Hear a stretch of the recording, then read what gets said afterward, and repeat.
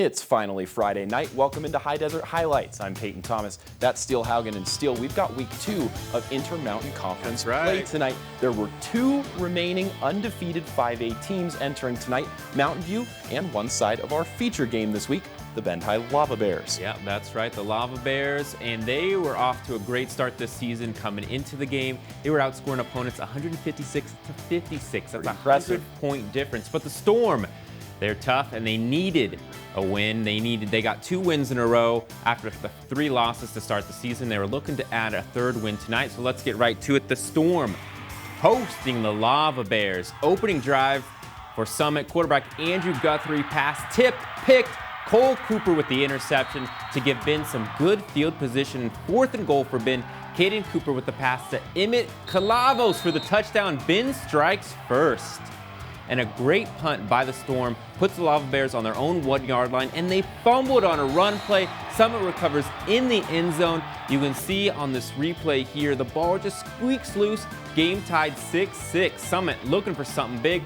Throws deep, intercepted this time by Lucas Penfold, who gets a good chunk of yards, makes some moves, goes left, goes right before he's finally pushed out of bounds. Now Ben with the ball, run up the middle. They fumble it right in the hands of Connor Keneally for the Storm. Keneally finds that lane. He's running towards the end zone before he's finally brought down at the 1-yard line. But Guthrie leaps into the end zone soon after the Storm take the lead.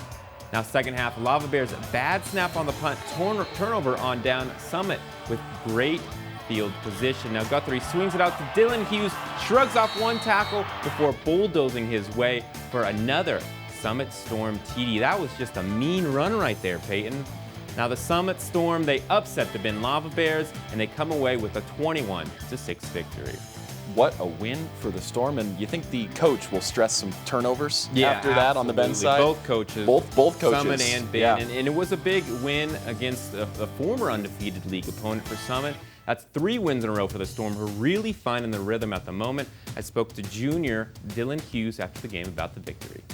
I feel awesome. We competed really well, all 4 quarters. It was awesome. Great game. Our energy, it's just truly great. Yeah, our momentum is awesome. Take on the Redmond Panthers at home in their next game. Well, with Ben going down, Mountain View, the final undefeated 5A school in Central Oregon, and the Cougars looking for it to stay that way. They against Redmond at home.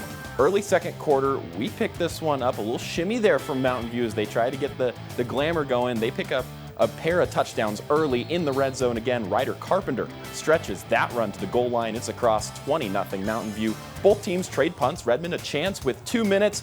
Jack Snyder over the top. Panthers miss a golden opportunity. A brutal drop. Cougars a minute to operate and get into field goal range. Quick slant pattern to Jack Foley. That helps push it into range. And Mountain View adds the 3. 23-0 at half. We move to the second half. Mountain View needing a score to ice this thing, and they'll do it with surgical precision. Pitch to Angel Valenzuela there. He picks up the change and right back to the well. Another powerful run takes a whole pack of Panthers to bring him down. Mountain View caps off the drive with this pitch and catch to Langston Belding. Go up, climb the ladder, get it. Cougars trucking all the way to 6-0 on the season. A shutout, 43-0 at home. Steele, that's a team ready to contend again. Well, they get it done on both ends right there on offense and defense once again. Wide receiver Jack Foley picked up a number of receptions on the way to the big win. And earlier this week, he confirmed his talents are heading to the college level, committing to Division I Wake Forest. I mean, a lot of people, they think North Carolina is real far away. It's kind of taking a big shot, but I loved it. I have a lot of family in Georgia. I took my official visit out there, and I didn't need any longer to make my decision. The thing that separated them from a lot of the schools that I've talked to and visited was kind of just the relationships that the coaches have with each other, the facilities, the game they play, the level of the academics. I think it fits me very good as a student and as an athlete. Now, Foley entered the year as the number 5 recruit in Oregon and a 3-star wide receiver. He had offers from several other schools, including Air Force, Washington State, and Utah State. So congrats, Jack and Peyton. I know we're both looking forward to seeing him play at the next level. I'm excited to see how quickly he gets on the field and gets some important snaps there for the Demon Deacons. Okay, we head south side of Bend to Caldera. Big one at home against Ridgeview, and it's homecoming night for the Wolfpack. We crown some royalty. Caldera stretched to a 12-7 halftime lead. This one we pick up in the third quarter. Wolfpack driving, deep shot. Tommy Morris connects with Griffin Sanchez. A couple plays later, Morris goes back to the air, play action, flushed right, finds an open Deacon Gregorio. Wolfpack up 19-7 Ridgeview. In desperate need of a spark, Adam Millington, he makes the throw on this slot fade to get the Ravens back into the end zone. This is the ensuing drive. A few snaps later, Millington drops back again. He moves right, goes back across his body, but it's no problem for the accuracy. A dime to Wesley Whitmer for the score. The lead cut back to just 5, 19-14. Wolfpack start to move the ball again. This exceptional catch by Sanchez. Caldera threatened to add to that lead, but defensive back Logan Nakamura, give me that! He has different ideas, lurks and takes it all the way back more than 7 yards to the house. That's that air raid game. Sometimes you win, sometimes you get an interception for a 70-yard touchdown. Up one now, Ridgeview looking for the field goal lead, and they get the 2 on this little pass. It's Caldera who need the answer with under 5 to play. 4th and 4 in the red zone. Morris looks, has his guy. Sanchez again. Have a night, big fella. Little low flex celebration. Caldera retake the lead 26-23. Under 2 minutes to go looking for the Raven answer. Millington rises up. Finn Chambers beats his man. All right, here we go. Ridgeview on top. Last gasp for Caldera. Final minute. 4th down in their own territory. Morris deep. Incomplete on the deep shot. One for the ages. A thriller. 29-26, huge road win for the Ridgeview Ravens. Still, let's take a look at tonight's 5A scoreboard and really that Ridgeview Caldera game. That was incredible, back and forth in the second half. Yeah, that one was a close one. That Summit Bend, lots of turnovers, but Summit just managed to kind of control the ball a little bit more for their victory, and Mountain View coming away, showing their dominance once again. All right, more highlights and scores coming up after the break.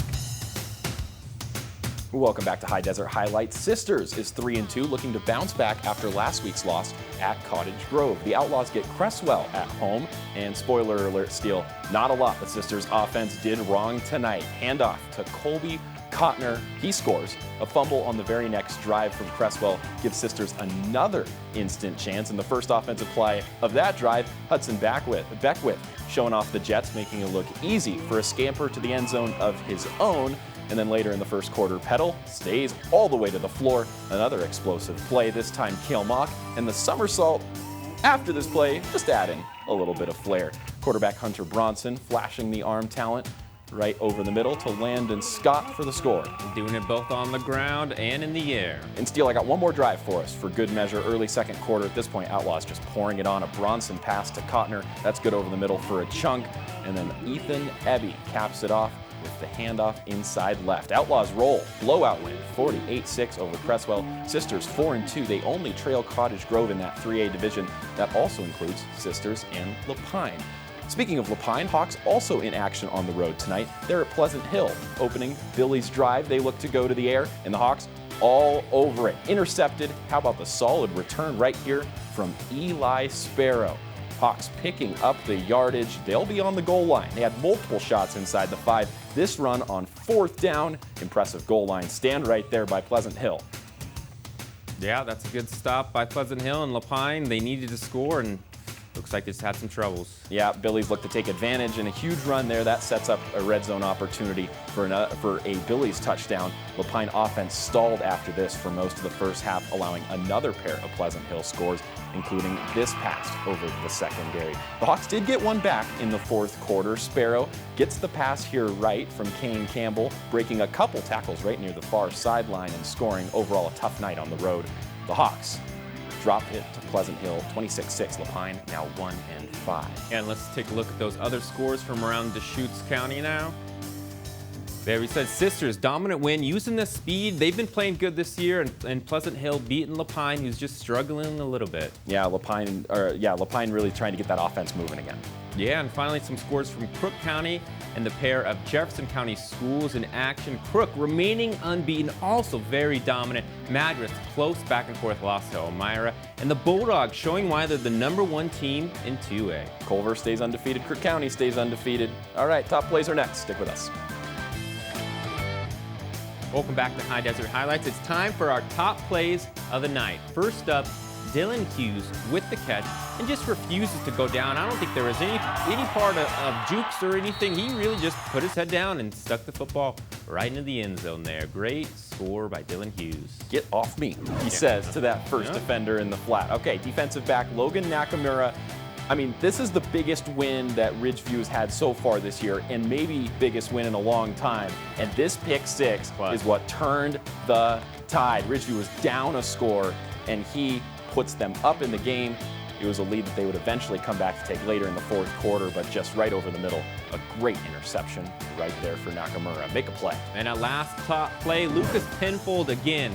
Looks open here, but he leaps into the air, snatches it away from the receiver for the interception, and then not just intercepts it, but then has some fantastic moves after the play. That's just great by Penfold to make that. He went up in little moss action right there. Right. You can see it. Look at that. Oh, out jumping the Fantastic receiver. play by Penfold right there. That's somebody who does his vertical training right there, getting high in the sky. Okay, next week we've got a big one that we've got our eyes on.